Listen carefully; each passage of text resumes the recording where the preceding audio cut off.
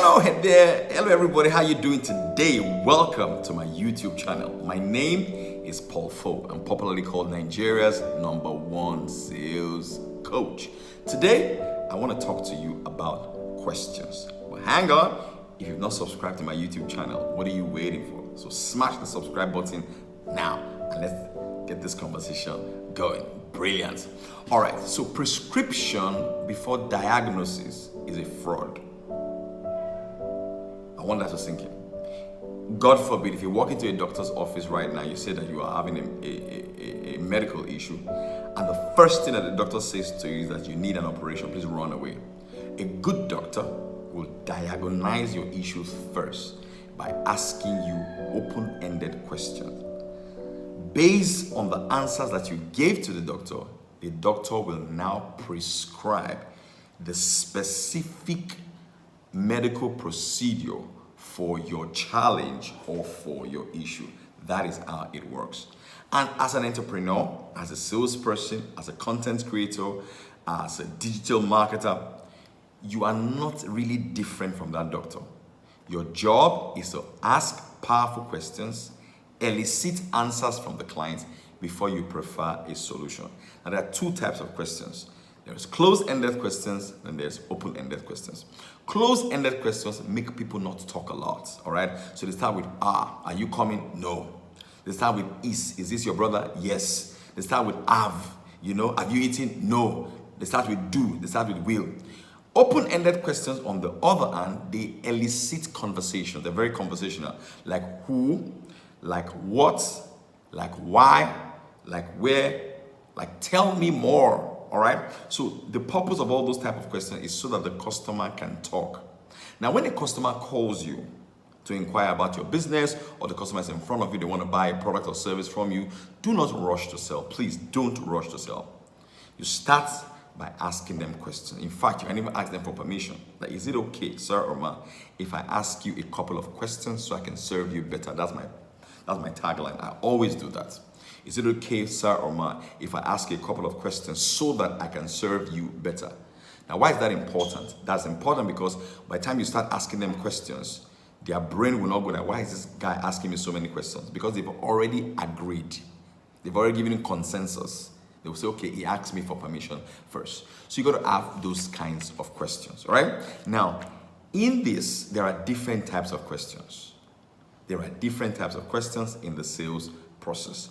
The first kind of question that you should be asking is the type of questions that uncovers the customer's need. The type of question that uncovers the customer's need. Remember, the customer is not coming to buy a product or a service from you because they like you. They're coming to buy a product or service from you because they have a challenge, they have a need that they want to take away from their life, or they have a vanity that they want to feel with your product or with your service. I love the way Robert Collier put it. He said that you must join the conversation that is already taking place in the brain or in the mind of the customer. So what are those conversations that are already taking place in the brain or the mind of the customers? That is how your question should be tied, so that you are a solution to the problem and not an addition to the problem. So if you ask me, you should have what I call a question bank. You should begin to develop questions that you ask clients that make them talk. Because the more a customer talks, the more a customer talks, the more they reveal their problems and their challenges. Now, when they reveal their problem and their challenges, that is when you can now match your product benefits to the client's problems and challenges. And that is how a sale is made. Whenever your product benefit meets a client's problems, a sale is easily made. Got it? So you got to start with that question. Open-ended question and not closed-ended question. So you start with the problem unveiling questions. Now, what is the purpose of this? Now, the purpose of a question is to elicit the buying methodology or the buying criteria of the customer. Now, whether you like it or not, every human being, including you, including me, we have a criteria through which we buy. We don't just buy things. There is a way we buy. You can call it your spec. There are boxes that need to be ticked before you buy a product or a service. Now, if I ask you good questions and I uncover those boxes that must be ticked, that means when I am selling to you, I should mirror those boxes. So that's why you should ask questions like, what are you looking at, or what do you look for in a real estate person, in a realtor? Let's say the person wants to buy a property. What do you look for in a property?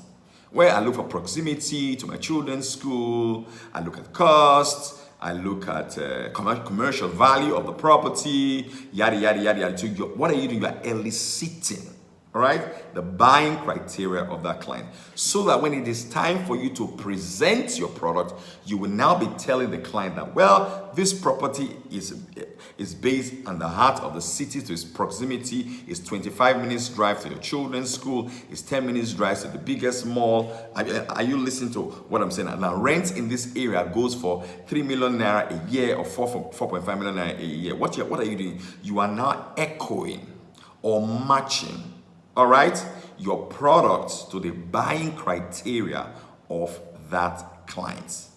You see, you do not never present your product to the client without first of all eliciting or unveiling the buying criteria of the client.